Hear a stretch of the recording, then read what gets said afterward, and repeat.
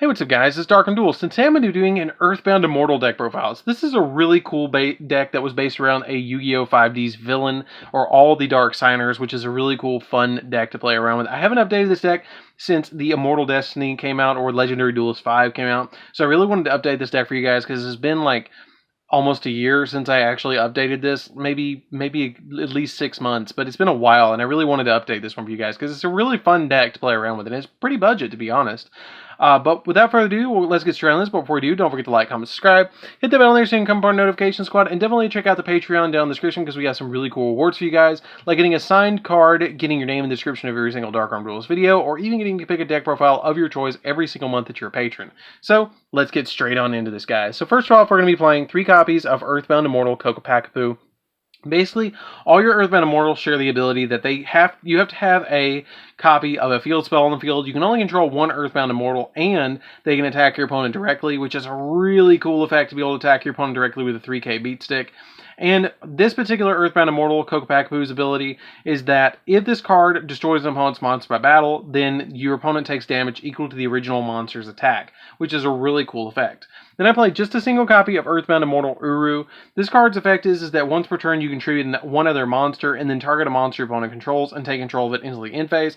Now I will mention to you guys, you can play the Earthbound Immortals at any ratio you want. If you wanted to play 3 Uru and 1 copy of Ko-Fi, you could. If you wanted to play 3 Elasian Piskus and 1 Uru, you could. Just play 4 Earthbound Immortals in this position. They're all fairly good cards, but you can change them out at any rate. I just put these in here because I like Ko-Fi the most, and then Uru is a close second, and it's a really good effect. But you can change them out for any of your Earthbound Immortal favorite cards.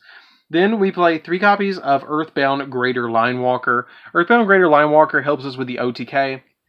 You really need to play at least one of the 3,000 attack point Earthbound Immortals, though I will mention that, to OTK your opponent with Greater Linewalker, because what its ability is that if a synchro monster is on your field and you have one in your graveyard, then you can special summon this card from your hand, and then during your main phase you can add an Earthbound Immortal monster from your deck to your hand. And if an Earthbound Immortal monster is normal summoned while this card is on the field, you can make your opponent's life points become 3,000.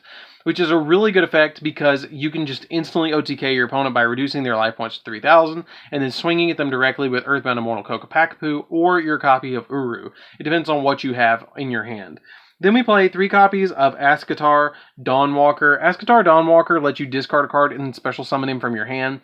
And then in defense position, and if you do, you get to special summon a Fire Ant Ascatar from your hand or deck. And you cannot special summon from your extra deck except for synchro monsters for the rest of the turn, which is not that big of a deal because you pretty much only play synchro monsters in the extra deck now. Anyways, except I think I play like 4 Link monsters now.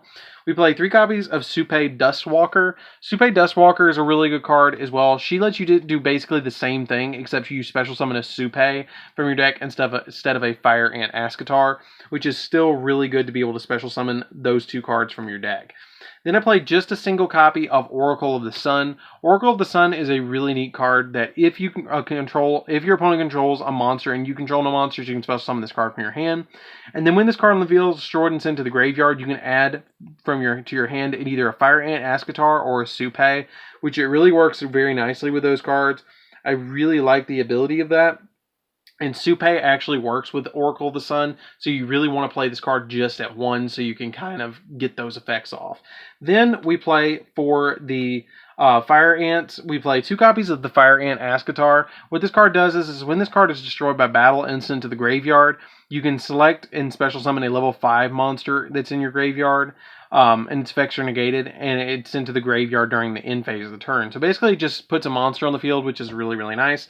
And then we play 2 copies of Supe. It's also another tuner monster that when this card is sent from the field to the graveyard by a card effect, you can special summon an Oracle of the Sun from your deck and then double its attack. Basically it becomes 2,000 attack points, which is really nice to be able to do. Then we play 2 copies of Destiny Hero Malicious. The Destiny Hero Malicious in here is really good in the deck because what this card does is you banish from your graveyard and then special summon another copy of Destiny Hero Malicious. It's really easy to pull off because you have to discard something for all of these, either the Duskwalker or the Dawnwalker. So like you really have to like these really help out because basically what you're trying to do is discard these, get them on the field, and then use a copy of Plague Spreader Zombie to be able to synchro summon into another, like a third synchro monster if you can. Because if you have both of these on the field and you discard both of these from your hand, like an ideal hand to open up would be to open up two of these, or one of each of these and one of each of those, and then maybe a Greater Line Walker as well, because then you can instantly synchro summon for 3 synchro monsters essentially, and thin the deck by 1 card, which is really nice. Or 2 cards, which is really nice, and you can summon something like both your Sun Dragon and your Moon Dragon, and then another level 8, which could be a copy of your Void Ogre Dragon, or a copy of Beals, or something like that that you just need on the field. Then we play for our last 3 monsters, we play 3 copies of Ash Blossom. The 3 Ash Blossoms are basically here just to kind of help us stop our opponent from doing all sorts of shenanigans, when we're trying to get all our synchro monsters on the field. So that's it for the monsters, guys. Let's get into the spells. So for the spells, we're going to be playing 3 copies of Call by the Grave because we really want to go in with this deck. And so you play the 3 copies of Call by the Grave just to be able to help you take care of your opponent's problems with their hand traps, and you just don't want to deal with them. 1 copy of Monster Reborn because sometimes you need the Monster Reborn to bring something back, so you can tribute it off for your copies of your Earthbound Immortals. 1 copy of Foolish Burial. This card really helps out by sending your copy of Malicious or your Plague Spreader to the graveyard or something like that to be able to get it out of your hand and get it into the graveyard, or get it out of your deck and get it in the graveyard so you can start triggering their effects. 1 copy of Terraforming just to be able to add a field spell from our deck to our hand because we play a couple of different field spells in here. 1 copy of Earthbound Immortal Revival. Earthbound Immortal Revival is really nice because it lets you discard a card and then target an Earthbound Immortal monster in a field spell in your graveyard and add both of those targets to your hand. You just play this at 1 because you don't really... Like, it sometimes comes up, but it's kind of like a recovery card that you might need later, but you might not. Set Rotation is really nice too because it lets you put a field spell on your opponent's side of the field and your side of the field, so it's basically like another Terraforming, essentially. 2 copies of Fires of Doomsday. Fires of Doomsday really, really helps out because if you open this in an Earthbound Immortal and a field spell or Set Rotation or Terraforming, then basically what you're going to be doing is flipping this and then tribute summoning an Earthbound Immortal, which is really cool. I really like that, but I mean, like, you have to set it and then activate it the following turn, which is like not that big of a deal during your opponent's end phase, kind of like Scapegoats, which is not really that bad, but you kind of can't set. Like, you can set, but you can't normal summon, but it's a really good card to be able to put on the field during your opponent's end phase if you know you're going to go into the Earthbound Immortal. 1 copy of Mound of the Bound Creator. This card's really good because all your Earthbound Immortals are level 10, so this card protects them because level 10 or higher monsters cannot be targeted or destroyed by card effects, and if a level 10 or higher monster on the field is destroyed and sent to the graveyard, then the player who controlled that destroyed monster takes 1,000 points of damage, and then when this card on the field leaves the field, you can add a Divine monster from your deck to your hand, which we don't play Divine, but basically just play this to protect your monsters, which is really cool. 2 copies of Mausoleum of the Emperor because you do need a tribute summon in this deck, so you do play the 2 Mausoleum of the Emperor. 2 Earthbound Immortal or Earthbound Geoglyph. Earthbound Geoglyph is a really good card in this deck as well because when any level 10 monster are on the field, this card cannot be targeted or destroyed by our opponent's card effects, and you can treat a Synchro monster as 2 tributes for the tribute summon of an Earthbound Immortal monster.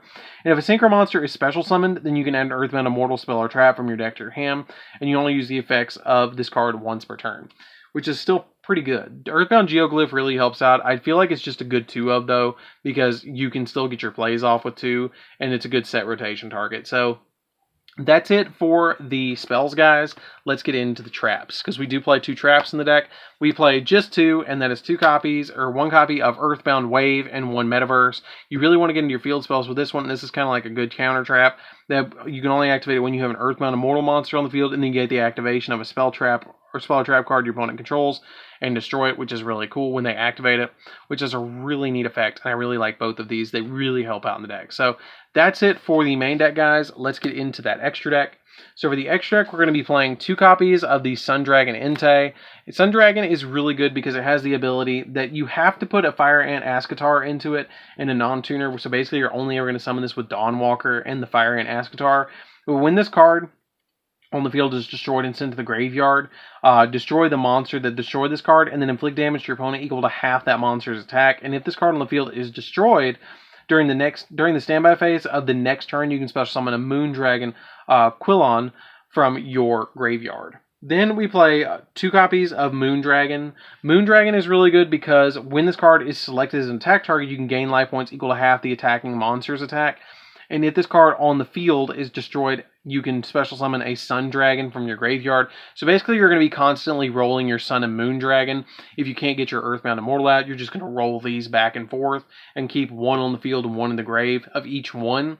They really help out. A little tech card that I've been thinking about putting in here is Extra Foolish Burial, because you can really resolve that copy of your Earthbound Greater Linewalker a little bit easier, and plus you can if you can Synchro Summon for one of these and activate a copy of the what's it called, the Extra Foolish Burial, and send one of them to the graveyard, you can then trigger their effects in the graveyard when the other one gets destroyed, and then just start special summoning and flip-flopping. Crystal Wing, because you can Synchro Summon the Moondragon away for the Crystal Wing if you need to go for it for a Plague Spreader. Void Ogre, really easy to go into this card. Really good card to go into, and it just stops spells and traps. Beals, really good card as well to go into. This card is insanely good. You basically go in this with Plague Spreader Zombie and a Beals, or Plague Spreader Zombie and a copy of your Malicious. It's just an overall good card. Borreload Savage Dragon, because you can take a Link monster and equip it to this card and then negate stuff. Draco Berserker, another really good card to play in here because it can negate or can banish a card that activates its effect. Scarlet Red Dragon Archfiend, yes, we still have that Ghost Rare to put in these deck profiles. I'm really excited to be able to do Ghost Rares in here. Basically, what this card does is it becomes Red Dragon Archfiend while on the field, and then when this card on the field or in the graveyard, and then once per turn, you can destroy as many special summon effect monsters on the field as possible, and then inflict damage to your opponent equal to 500 points times the number of special summon monsters that were destroyed, except this card, that have less attack than this card, or equal to or less than this card. 1 copy of Black Rose. Black Rose, you just banish, or you send to the graveyard and blow the whole field, which is really cool. F.A. Dawn Dragster, another really easy card to go into, because what you do with this card is you just negate spells and traps. Boral Sword to help you OTK just a little bit. 1 copy of Crystron Needle Fiber. This card is really good with tuner decks, so you play this card in here just to be able to get that extra tuner out of the deck. And then a single copy of Union Hanger. Union Hanger really helps out. You wouldn't believe me, but it really does actually in this deck, because you can equip your Plague Spreader or your copy of the Malicious to this card, and then when this card's linked away for like a Boral Sword, then you can instantly start special summoning them from the graveyard, which is really cool. So that's it for the deck, guys. I hope you enjoyed it. It's a really fun deck. Oh, also fun fact, you can actually equip it to you can make this and equip a monster to your Earthbound Immortal and make it go up to 4,000 and then swing at your opponent twice and you win if you don't get the Earthbound Greater Linewalker. So that's it for the deck, guys. I hope you enjoyed it. It's a super fun deck.